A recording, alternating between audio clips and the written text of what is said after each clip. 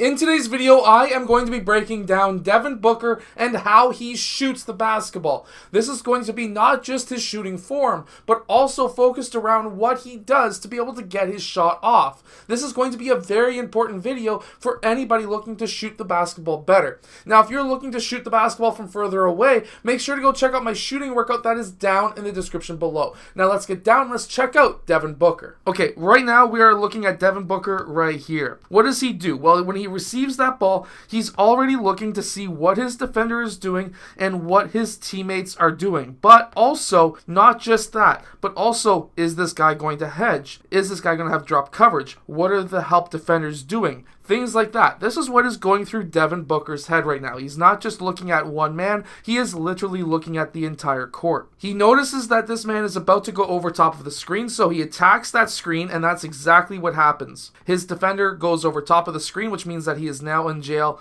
on Devin Booker's back. And now Devin Booker has to look at a few different things. He's looking at his man rolling off, he's looking at this initial defender here, and also these two defenders here. He decides to pull up for the shot right here by looking over his back to see how far away this defender is, but also where his teammate is. He's also paying attention that this defender's arms are down and he is on his heels. All of this combined will allow him to go up into his shot knowing that it's not going to be blocked. The reason why it's not going to be blocked and why it went in is because when he's going up for that shot, that defender's arms were down initially, which takes time for those arms to lift up and block his shot. He was able to make that shot because he came to that 2-foot jumper and he made it. Now in this next clip, what are we looking at? Well, he's using that screen. His man went underneath that screen, which means that generally speaking, it's going to be a rescreen. So what does his defender do? His defender overplays that side. Devin Booker fakes that crossover to that side and then attacks back. This leaves his defender essentially behind him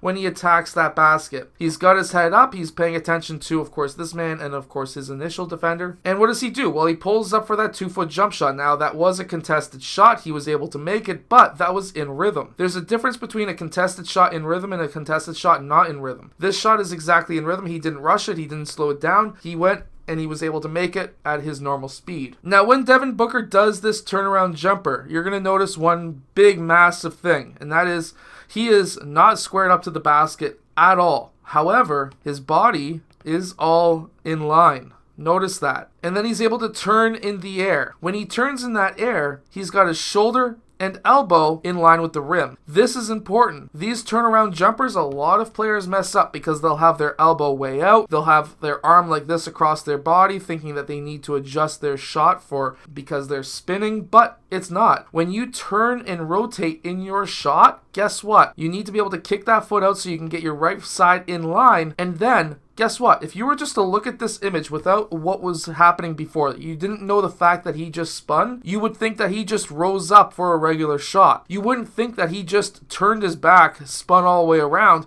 to make this shot happen. Because when you do these spin moves and these shots, guess what? And that was also a foul, in my opinion, but these spin shots, you have to have your body the exact same way as if you were just going up for a regular shot. You need to be able to practice this. This takes a long time. And then when he's coming off of this dribble handoff right here, guess what he does? Usually you'd want to go right-left. That's personally what I would do, but he actually skips. This is something that a lot of players and coaches don't teach. Skip off the right foot, gather it left-right into your shot. This is actually good footwork. This is something that a lot of players need to be able to practice. Now, his knees do come together, but a lot of great shooters have their knees come together like that, and that sometimes can get you extra more height, but old school trainers will say that can damage your knees. When he goes up into his shot, we can see that his elbow and shoulder are in line with the rim, and that ball is over top of his forehead. When he releases, his arm is above his forehead, or his elbow is above his forehead, which is going to give you a nice high arc. Okay, so now watching this clip right here, what do we notice? Well, right now, he doesn't exactly have his lower back engaged, but he is definitely having his knees bent at roughly 90 degrees. We can actually measure that right here, and we can see that he is about 95 roughly degrees on his legs, which will give him good height. He's on his, we can see that he's also on his toes as well, so that's going to engage his Achilles, which is the springiness to your jump. And then when he goes up for his shot, we can see that it is over top of his forehead, the shooting hand is underneath that ball, and if it's a good shot, and obviously he does have a consistent shot, that would be to the right of the ball. And then when he releases, he's got kind of a mix between a soft and hard release, which will give him a good amount of backspin, but also a good enough arc as well. And we can see from this clip too that he has 0 thumb flick. We can also see that he has a little bit of a sway to his shot. When he extends out, his shoulders go slightly back and his feet go slightly out. This is actually known to give you a somewhat slightly more distance on your shot. And then we can see from right here that the ball is roughly coming down at about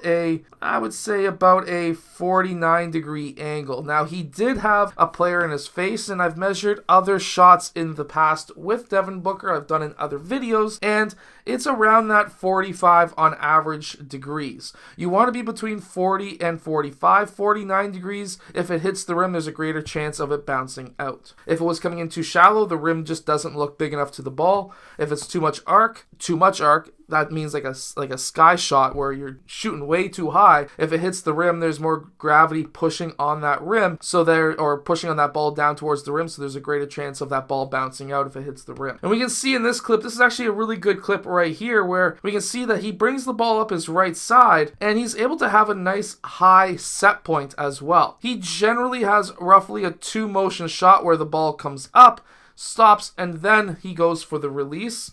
We can see that there is a little bit of a gap between his palm and the ball, and more shooters are removing that gap, or removing totally that gap, because if you have your palm on the ball, you generally have more control over where that ball is going. We can see that his offhand is to the side of the ball, closer to the front, but still on the side. His fingers are spread apart, which is exactly how they're supposed to be. You're going to have greater control of that ball as well. And this is a very good example of having your shoulder, elbow, and ball all in line with the rim. That's what I call the shooting triangle. I hope that this video helps you be able to shoot the basketball better and from further away. Make sure to go check out my workout that is down below for shooting the basketball from further away. It's called the shooting workout, and it's going to really help you extend your range. I hope that this video has helped you. If it has, hit that like button, subscribe, and I'll see you guys again next time.